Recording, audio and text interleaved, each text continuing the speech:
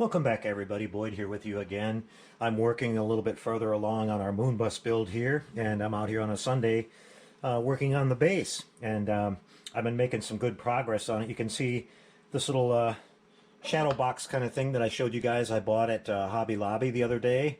I just did a real quick little basic matte black paint job on this, and I've installed a power jack on the back and an on-off switch here, and we're all ready to go with our creating our moon surface here. So I wanted to show you how I'm going to do this. This is really a cheap and easy way to make a little bit of a diorama surface, and we're going to be dealing with the moon surface here, so we're going to be able to, you know, create a little bit of rough terrain, and we'll add a few little rocks here and there, and but the main part will be to kind of get the color of it right. So we'll just be using some different shades of gray and a little bit of tan and some black, and we'll get to that part when we finish this up. But I wanted to show you what I'm using here.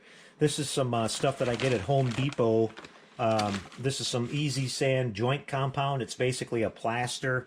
It's sandable, so you can do a lot with it. It's water-based, and it dries really quick. So it's ideal for using for this type of an application. You can go out and buy the expensive hobby brand, you know, that's aimed at the hobby market, and pay a whole lot more for it, but actually what you're getting is the exact same thing.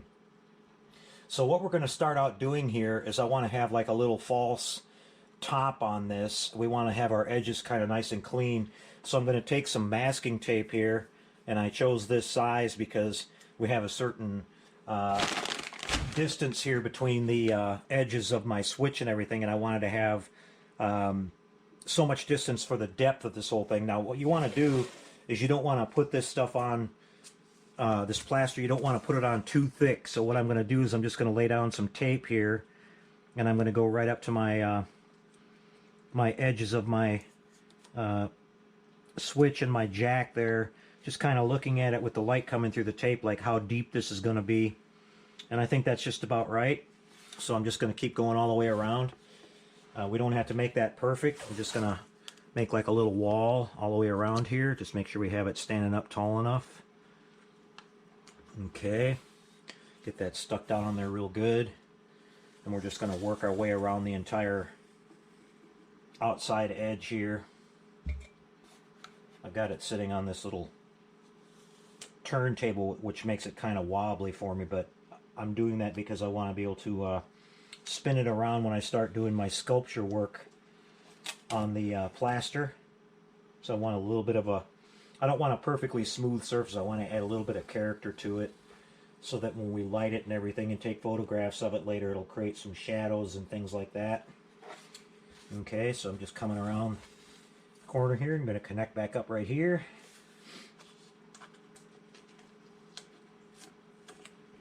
I just want to make sure I go around the edges here now and make sure this is all sealed down really good. No worries whatsoever if we leak a little bit of plaster through, you know, or down onto the sides. It'll all clean right up with a little bit of water. So that should work really good. So now you can see we've got like a little perimeter going all the way around here, and we're ready to pour our plaster. Now, as I talked about, our little contact points here for the model, let me bring the model in real quick. I chose this particular base because it gives us a nice, you know, I wanted that not too huge of a base, but I wanted a little bit of a perimeter around this so you can actually see the surface. And I debated on whether to do a little monolith or not, but I think on this small of a base it'll look too crowded and it'll just take away from it. So we're just going to do a basic moon surface here. And but you can see I've got the exact right distance. So what we're going to do is we're going to get our plaster in here, and then we're going to wait. I'll keep coming back over here and touching it with my finger to see when it gets to the point where it's not completely cured and it can still be, you know, imprinted a little bit. And we're just going to take the model and make a little impression.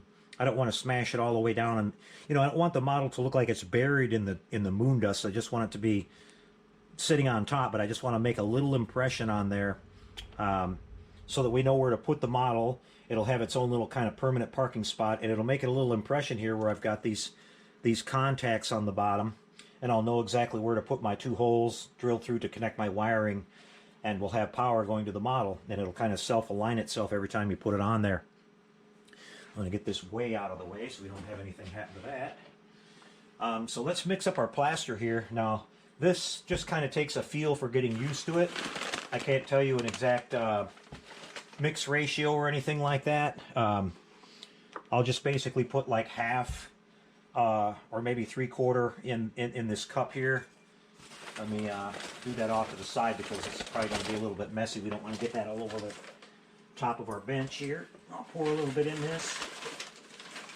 And this stuff is a really fine grain, so it leaves a nice, you know, it looks really good when it dries. It doesn't have a, you know, really rough texture to it. So, and it's not toxic or anything like that. Okay, I think I've got about where I want to be. So we've got a cup that's about 3/4 of the way full. We're going to start adding a little bit of water here. And, you know, go sparingly on your water. Put a little bit and then start trying to stir it up before you think that you don't have enough. It'll be kind of tough sledding at first because this stuff is, you know, really thick.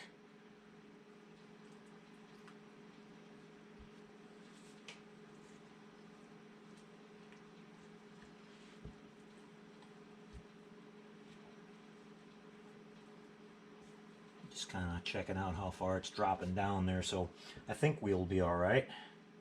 If we don't have enough, we can always make a little bit more. You have a little bit of time to work with this before it dries, so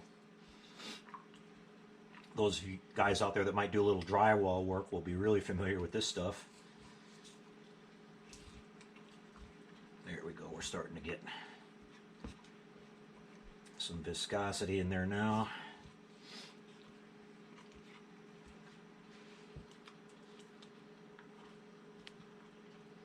I want it thick enough where I can, you know, create a texture on there. I don't want it to go on there like soup or whatever. It'll just, you know, it'll just dry flat. I don't want to have it too thin.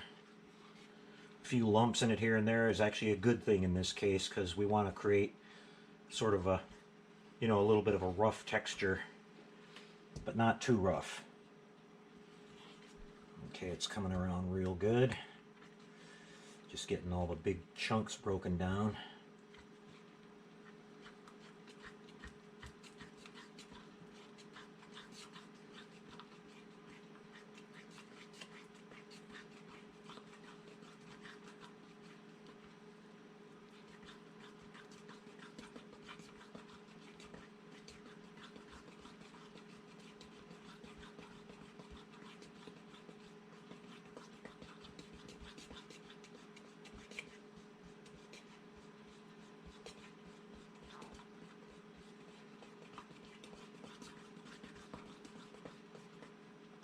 There we go.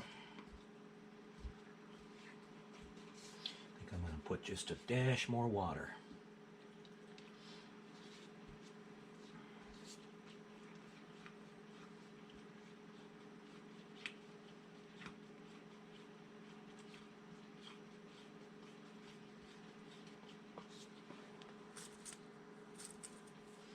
It's looking good, guys. I'll be pouring here in just a second.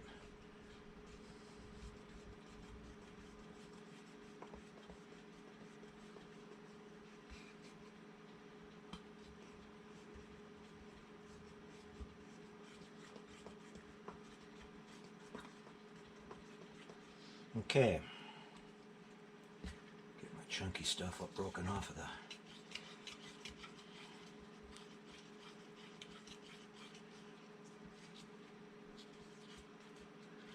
Alright, you guys, we're ready to pour here. And I'm hoping I made just the right amount where I don't waste any and we cover our surface completely here with just the right amount of thickness. I'm going to just pour along the edges here. It's going to be close, I can tell, but we're going to spread it out here and see what we come up with. Okay, just going to start working our way out to the edges.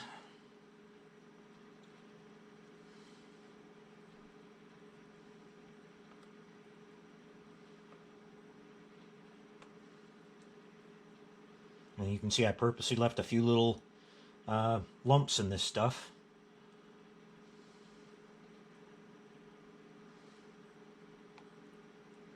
So far, so good.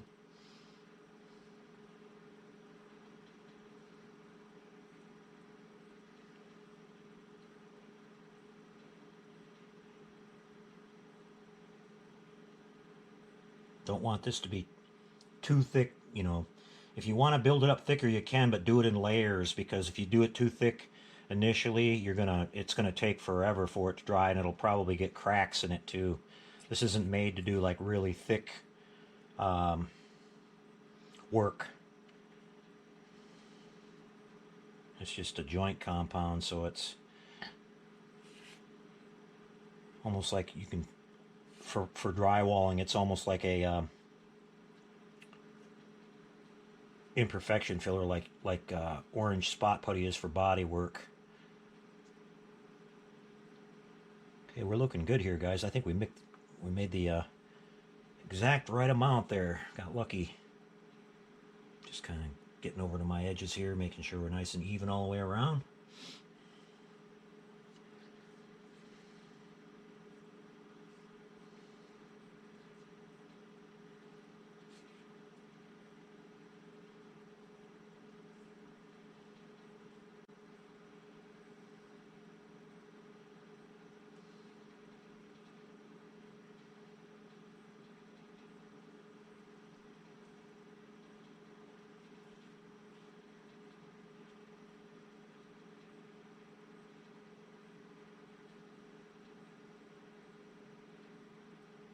Now anything that's ends up sticking up like too high around your perimeter, don't worry about it.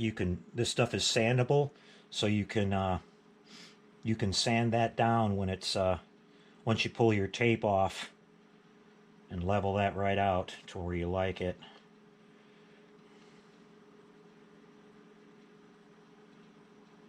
Alright, I'm actually going into the sculpting phase now here, you guys. I don't want to have any tops on this that look like whipped cream or something, you know. I'm just trying to kind of round everything off.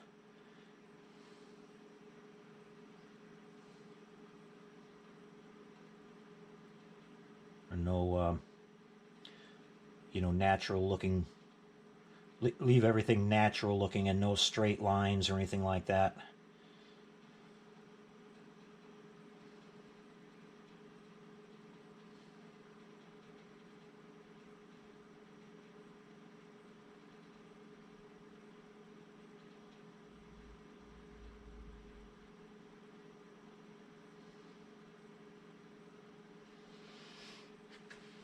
Okay, you guys, that's gonna, believe it or not, that's gonna make a pretty convincing moon surface. So what we're gonna do now is just let this cure up for a little while. I'll keep monitoring it, and like I said, I'll keep coming back over here and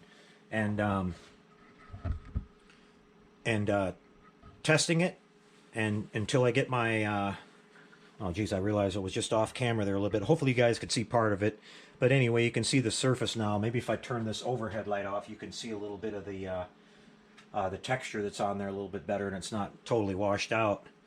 But you can see what I did there is I just created a natural looking surface, you know, no perfect lines or anything like that. We got a few little lumps in it here and there. Looks kind of wind blown a little bit, and that should work out pretty good. Once we add a few actual rocks and everything on this, that'll look really nice. So I'm going to just keep monitoring this, like I said, until it's just soft enough where I can come over here and make a little imprint with the model, and then we're going to let it dry, and then I'm going to show you in the next segment here how to add our rocks and everything, and we're going to be using some spray adhesive to glue our rocks down on there. You don't want to have loose rocks and stuff on your display, because if you move it around, stuff falls off or whatever. So we'll show you how to get those all glued down on there real nice, and then we'll paint it after that, and we should be pretty well on our way to finishing this up. I'll be right back with everything, you guys. Stay tuned. Okay, well, after my plaster was drying for a little while, you guys, I came back and placed all my rocks on the top of this. What I did is I made sure I had the model sitting down on there. We made our little impression Didn't have to go very deep at all. You can see these kind of little marks right here. And then I've got my contact points for the front where we got our little power coming out of the model. And it's working out really good. I had to make sure when I put all the rocks down, I put them down by hand, so I didn't have any that were going to interfere with the model sitting back down on here. And once I got that, I got the model out of the way. I came in and I sprayed it down with a couple of really good coats of this stuff here. Made sure I came at it from all angles, and that way I got all the rocks glued down on here real good. And then I just went ahead and painted it. I started off with a base coat of primer, then I went with a little bit of darker gray, and then I came in with a little bit of this tan. It might show up a little bit better without this bright light over the top. But I stood back and made sure my airbrush sprayed the darker color a little bit splattery, because I wanted to get a little bit of texture on this dirt on the surface, because you're looking at it up close, it should look kind of grainy looking. And then we created a little bit of shadowing and stuff there, so that's going to work out really good. Now yeah, then I finally sealed the whole thing up with my flat coat here, so we're pretty much ready to go. All I got to do is pull my tape around the border here, and then we're going to see if it needs to be cleaned up at all around the edges. That came off real good. Looks like it's pretty clean to me. Might have a little spot right here. See if that'll come off. Yeah, that comes right off. Just a little of our plaster must have leaked through there. Might have to touch a couple little black spots up here and there, but yeah, it looks really, really good. And I'll go ahead and hook up my wiring on the bottom now, and we'll set the model on here, and we'll have a look at it before we take some pictures of it in the end here, guys. I'll be right back with that. Okay, everybody, well, we're back over at the other bench, and I have the base all finished up. I spent a little time doing a little bit of cleanup and touch-up on it, and everything came out great. You can see we got our two little contact points here for when the model is set down on top of the base. It'll make power. That all worked out great. I used the regular photo etch pieces like I did on the bottom of the ship, but here we had to add a little bit of, what I did is I put a little bit of solder on the top, because we have an uneven surface here, and it took a little bit of adjustment to get that to make good contact with the model sitting down on there. It turned out to be a little different than the the way I did the Galileo, because that sat on a perfectly flat surface, and this had a little bit of fiddling around to do to get that to work. So I dabbed a little bit of solder on there, and then I took my Dremel tool and shaved it down until I got it to make good contact. It takes a tiny little bit of fiddling around to put the model down on there and get it to light up, but it's not bad at all. You just got to look and make sure you set it down right. We got our little indentations in here to kind of guide you when you put the model down. I also added these little scorch marks here for when the ship has landed on the surface, and that kind of helps me line it up too, so the detail looks nice, but it also serves a purpose. And we got our different little colors going on here. We added all of our rocks. We made sure all those are nice and stuck down really good. Nothing's going to fall off of this, and it all worked out really good. I'll pull the power wire here in the back, and I'll show you the basic wiring underneath here. It's real simple. You can see we've got our two wires coming off of our contact points. We come over here to our power jack, and then we got a little on and off switch here that you can see I installed on the back side here. Now the plan is later on I'll be setting this up on a 9-volt battery instead of having it powered by a power supply. Right now I just didn't have any of the little battery clips that I need, so I'll eventually switch that over, and then this will be completely on its own, freestanding, which will be really nice. I can take it to a model show or something like that, or move it around in my display area whenever I want to. But the nice thing about having that detachable power contact thing there is I can take the model off and look at it or whatever, or I can dust it, or later on if I decide I want to put it on a completely different base, I can do that. So that's a nice little option to have, and like I showed you guys, it's really simple to do here, and it worked out really good. We added a little 2001 Space Odyssey name tag on the front. I just cut that off of the box and cleaned it up a little bit and put it on there, so that makes that look pretty nice. We'll bring in the model here and show you how this works. Now I've got these little spots here where we made the where we kind of stuck it down a little bit to help us guide us with that, and then I'm just going to kind of line it up on these little things. I've got to go around to the front here and make sure my contact legs are sitting down on there right, and then we go just like that, and it's all lit up and ready to go. So that works out really good, you guys. It's not a big deal at all. It's a nice little option to have, like I said, so it's not, you know, hardwired down on there. So that worked out really good. We'll put the camera up here and we'll kind of show you around the model a little bit now that it's on its base. Here's the front part here. I think the moon surface looks really good. I'm really happy with it. We got just the right amount of kind of uneven surface there. I didn't want to make it too rough, you know, to where it was going to be hard to set the model down or anything, but we got our little rocks in there to give it a little bit of extra detail. Here's a little bit of look at the back. Go up along the sides here for you.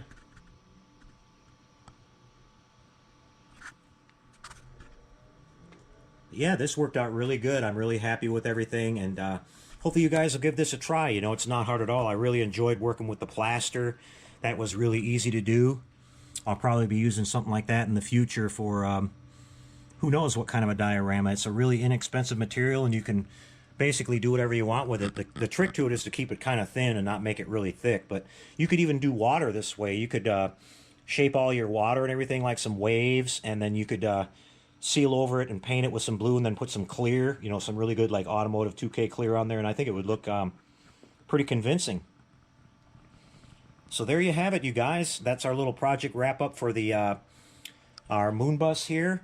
I'm really happy with how it turned out. I'll show you some still pictures of this at the end. We'll try to take some nice low light pictures of it for you and show you that. As far as what's coming next, you guys, I've got this kit here picked out. This is the recently released Spindrift kit. I've been kind of holding off on this because there's supposed to be a photo etch set coming out for it with some interior upgrades. I believe the kit's coming from Paragraphics possibly. But I just got tired of waiting, so I'm just going to go ahead and build this straight out of the box. I'm going to be doing lighting and everything on it so we can at least light up the interior, and we can do some of the pulsing engine glowing effects and everything, so it'll be pretty cool. I haven't made up my mind yet what kind of display I'm going to put it on, whether I'm just going to put it on a little stand or if I'm going to make a little small diorama like a little something similar to what's on the box art here, a little jungle scene, or maybe another scene would be interesting where it would be next to something that's giant compared to it. You know, like a, I don't know, we'll have to think about that a little bit. But yeah, this is a great little kit. This is the bigger size kit than the old Aurora kit that was out for years, you know, that's really tiny. I've always liked this design, but I just didn't want to build that model because it was just way too small. But this is pretty cool, and I hope you guys will enjoy watching this one. So we'll be back with that, probably starting towards the end of the week here, and we'll just see how that goes, however long that takes to build. And my plan is to get several of these nice little projects built over the winter before I go back to the spring and start doing commission work again. But this is going to be a lot of fun, too. I hope you guys will tune in and check it out. Okay, guys, that's a wrap for this one. Thanks for tuning in. Again, thanks for all the comments, positive support. We really appreciate it. Thanks to all the new subscribers. The channel's grown a lot lately, and I really appreciate that. So thanks again, you guys. Y'all take care, and we'll see you next time. Happy modeling, everyone.